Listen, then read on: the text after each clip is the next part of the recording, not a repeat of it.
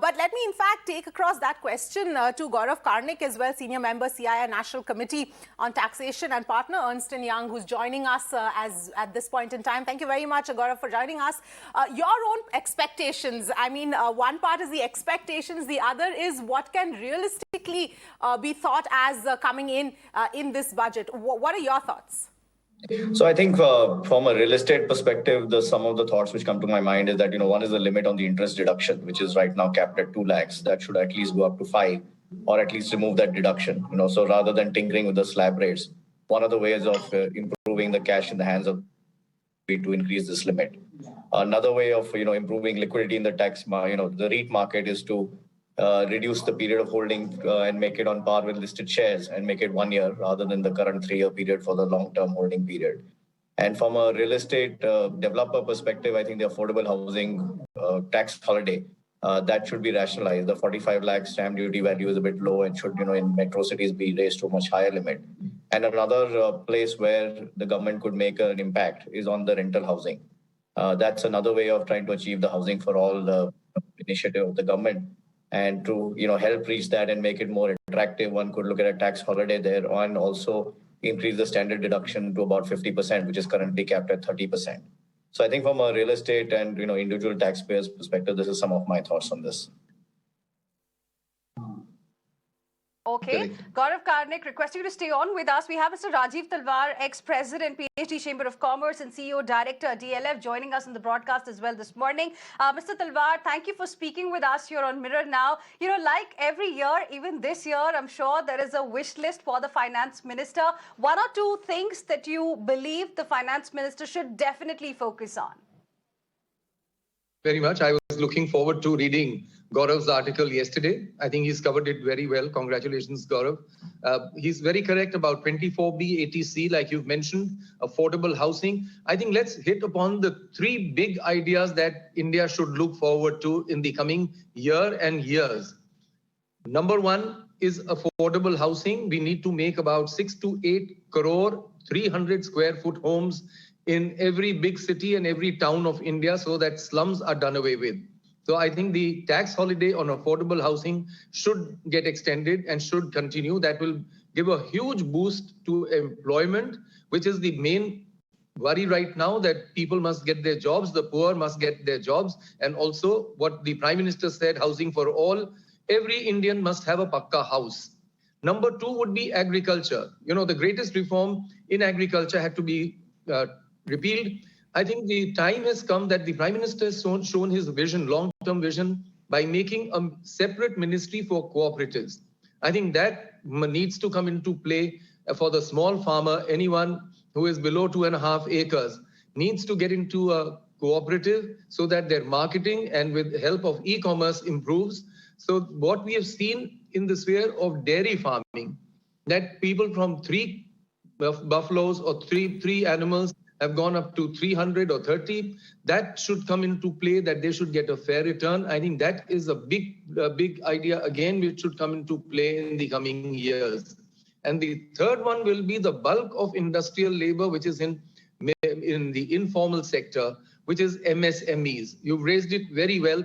I think ease of doing business and reduction of compliances, along with induction of technology and engineering, should come into play, and they should get some incentives. You've already mentioned about the middle class. I think Gaurav has done a great job on that. One thing which comes into play will be the standard deduction, which should be raised to 50%, so that there is a fair return coming, as it has come in the leased commercial buildings, where almost $60 billion have already been invested. And if we are to believe Blackstone chairman, that he is upping his kitty to $100 billion to be invested in India in the coming years. I think along with that, if the ITC on commercially leased buildings comes in, that will be a great impact in the budget. And of course, something to do with the SEZs.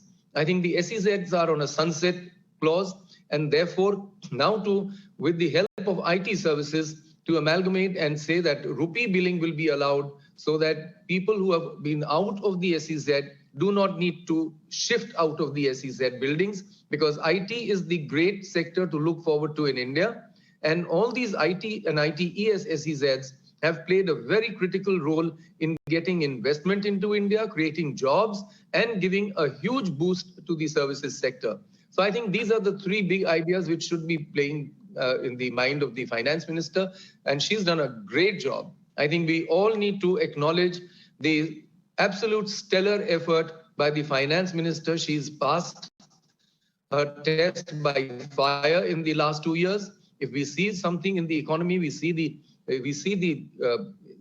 Sensex and the Nifty coming up. I mean, if we're coming close to 60,000, which we did cross, which is up from 40,000 about 3 years ago, I think it's a great job done by the finance minister. And of course, one must give credit equally to the RBI governor, who's being absolutely in sync with the finance minister. So I think a huge congratulations to the finance minister, lots of confidence coming in from tax collections, direct taxes, and the good news, 1.38 lakh crores in the month of January on GST.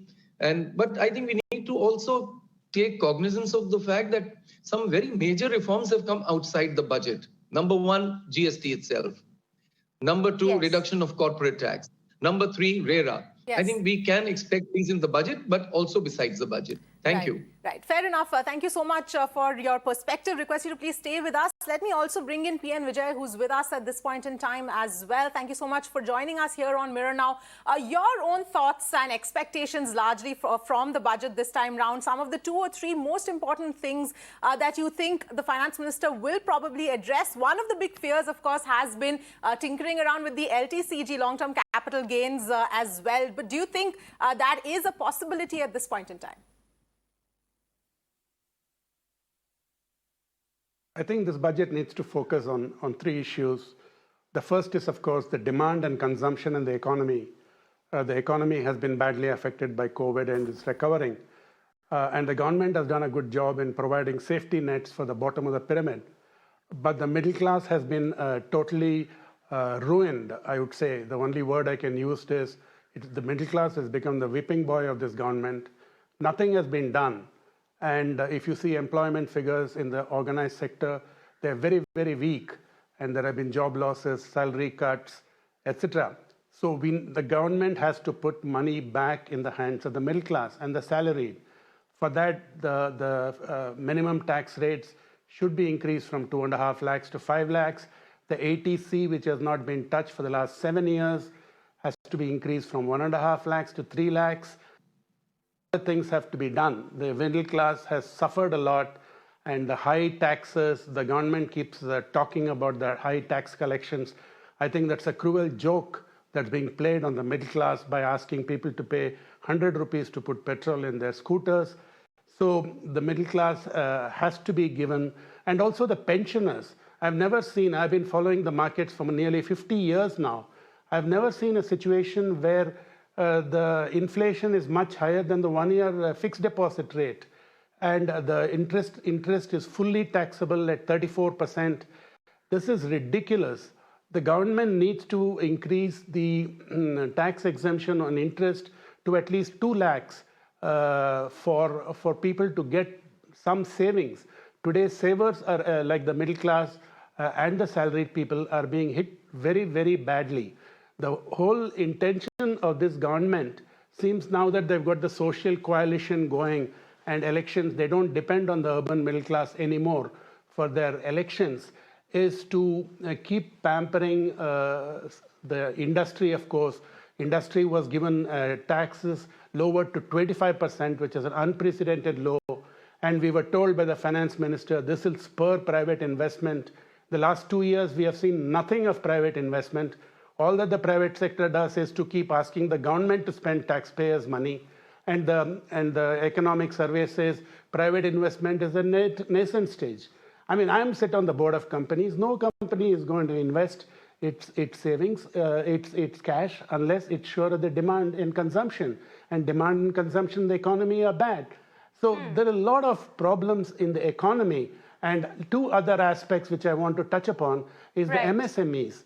They provide 30% of the GDP of this country, and 90% of MSMEs, of the 4.2 crore MSMEs, are sick. So what are we doing about them? And third is healthcare.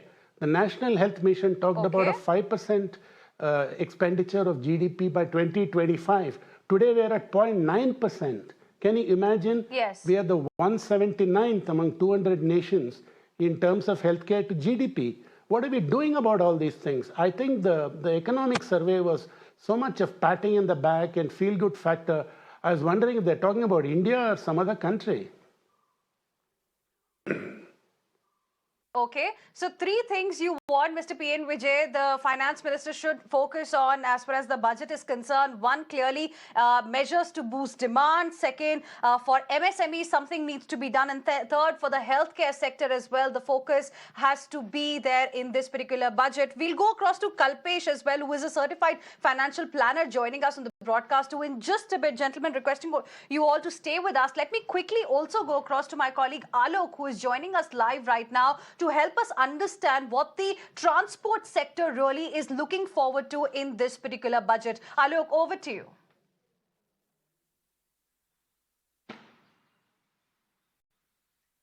Yes, absolutely, Hina. In fact, transport sector, which is badly affected at the time of COVID, because when the national lockdown imposed and later after that, when the partial lockdown was there, then also these are the sufferers, because they were not getting the people, those we can say that.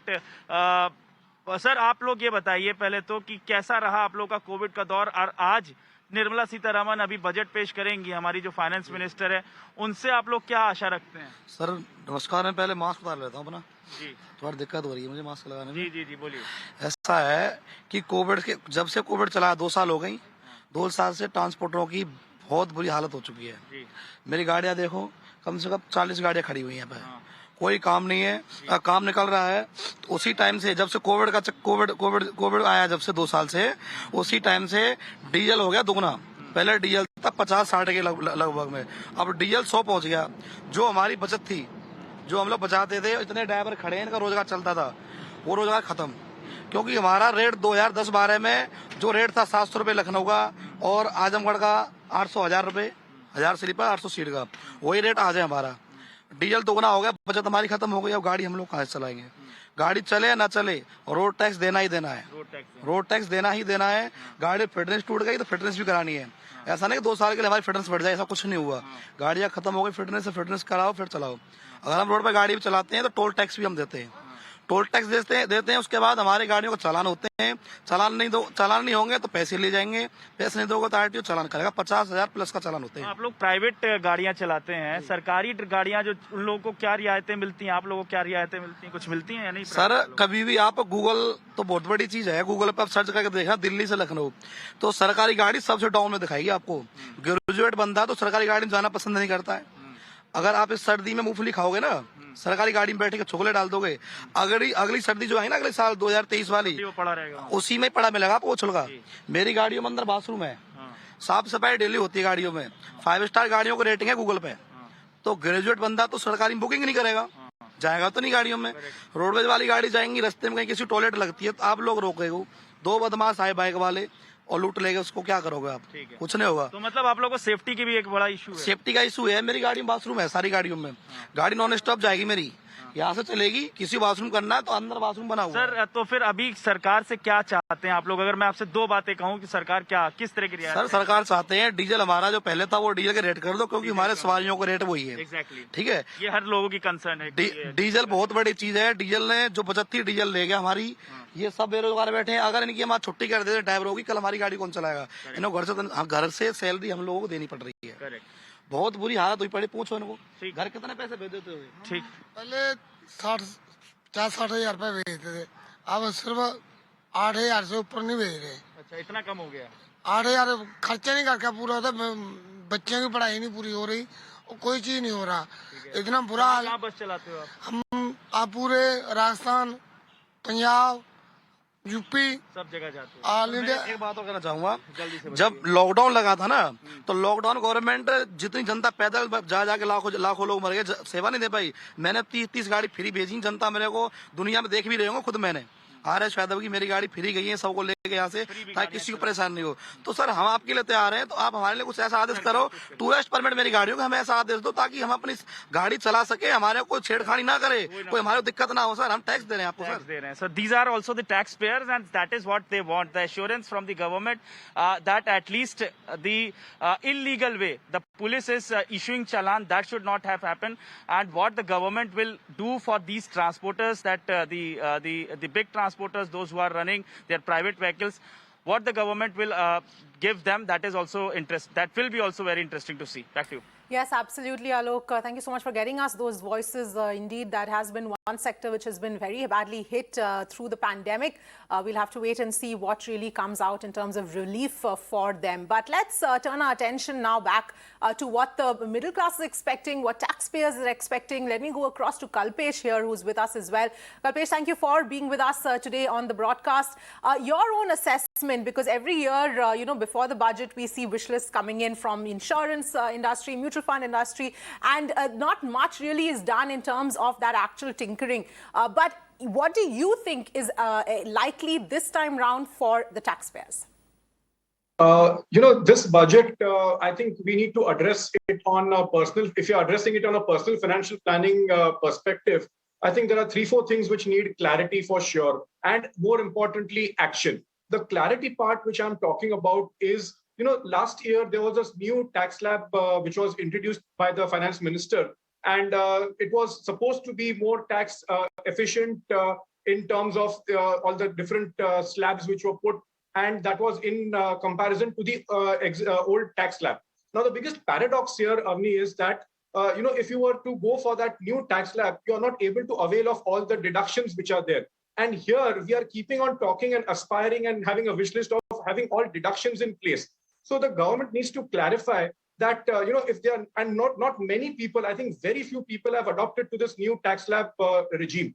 So if that is not going to be there, they need to get that out of the picture first. And then we focus back on the deductions and all the benefits and all the eligibilities which the common citizen and the common individual taxpayer needs to have. So it's a bit of a paradox that if you're going to go for the old tax slab, you will have the deductions. And if you're going for the new tax slab, you don't have the deductions. So that clarity needs to be, first of all, put in place. Second, the old tried and tested, aspiration, which all of us have, but nothing has been done on that. And many of the panelists have said, is the increase in limit of ATC and ATD. How much ever we have aspired for it, it has really not gone up. And the need more so now for ATD to go up. That is the health insurance premium for the normal person from 25,000 really needs to get up, because we've seen what the pandemic has done to our hospitalization bills, and even if you've taken the premiums and all those things, it's not sufficient. So that is number one. Third aspect is from the investing point of view, the long-term capital gain tax which was introduced, which stuck out like a sore thumb. I think that needs to be reworked. It is a very dream come true type of a thing that the government will accede to it. But surely, if that time frame, if it's extended from 1 year to 2 years or 3 years for the long-term capital gain, that will be great. Or if the even the tax exemption, the capital gain tax limit, which is 1 lakh, can be made into 2 lakh or something like that, that would really have a good impact on the investor mindset and the markets. The third thing, like one of the previous panelists said, that surely something needs to be done for facilitating senior citizens investments out here, because they are really facing a lot of burden with their investments which are getting taxed as well. So there should be something for the senior citizens out here, given the tight interest rate range which we are moving on presently. The fourth aspect is that as we've very, very creditably moved on to the digitization concept, I think government should incentivize people who are more doing their transactions through the digitized route, be it their investments, the banking, or whatever, and keep, in fact, a separate, section where you do transactions up to a certain limit and you get, certain tax deductions for that. That will also boost the tax, payer as well to go the digital way. And finally, I would like to, mention here that, like all of us, individual taxpayers, citizens, and the government, there is a simple quote which I would look to put is to sustain our health and manage our wealth efficiently. That's going to be a double mantra for us and the government in the going, year coming by. Okay, clearly health expenses have gone up. So those are some interesting points you've raised, Kalpesh. Requesting you to stay on with us. Let me once again go back to PN Vijay as well. Mr. PN Vijay, now we know that, this budget is coming also in the middle of election season. And yesterday, the kind of picture that was presented to us about the state of the economy in the Eco Survey, it appeared that probably the government is going to have more elbow room to spend this time. So are you expecting it to be an election budget with a lot of freebies? Well, the only good news I got from the economic survey was that the fiscal space has been thrown open with the government finances being quite buoyant. Obviously, this gives a lot of room for the government to do spending. Now, I don't know what we mean by freebies. I think Modi doesn't really believe in freebies. Of course, he did that Kisan Samman 6,000 rupees per year. But apart from that, his strategy has always been to link development or link investment with freebies. And I frankly don't think the type of states which are going to the elections like UP are going to be very much affected by what the budget may say. So I think there is good fiscal space available. And as most of us on this panel seem to think, this fiscal space should be used to put more money into the hands of the people, because we need to start a virtuous cycle in the economy of demand, consumption, higher incomes, leading to investments, that leading to further demand. That private sector virtuous cycle is not starting. So I'm really hoping this fiscal space which has been provided, which you mentioned, would be used to kickstart demand and consumption in the economy by putting more money in the hands of the middle class.